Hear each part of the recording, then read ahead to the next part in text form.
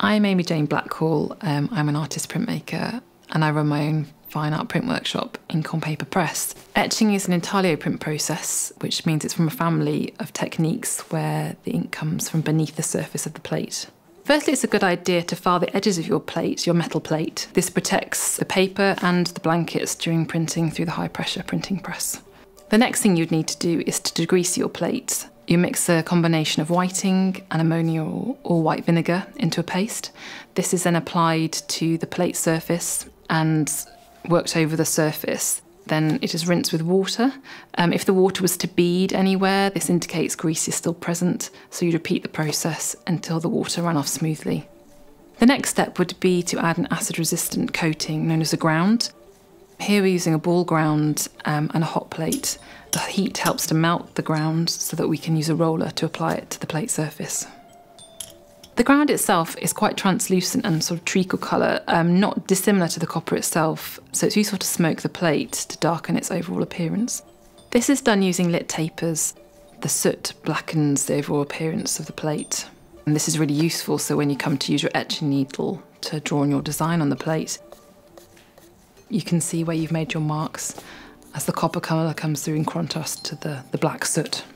Once you've created your design on your plate, you then would submerge it in a bath of acid. The exposed areas, i.e. your drawing, are then bitten by the acid, and these create sort of deep pits for the ink.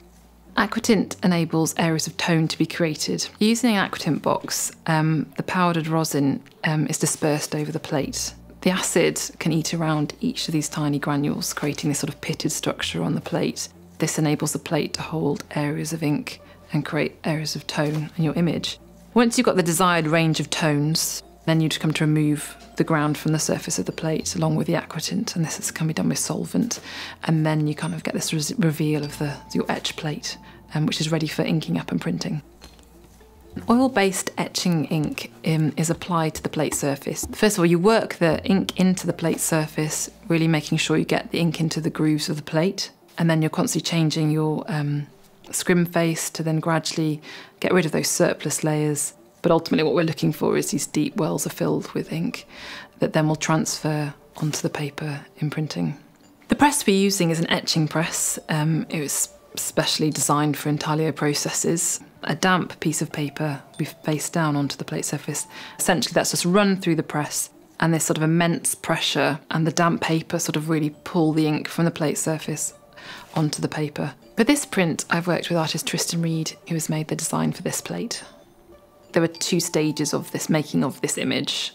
We started with the line design, which is made by drawing through the ground. So the only part of the design exposed to the acid were the lines. So that is what was etched in the plate and then transferred in the print.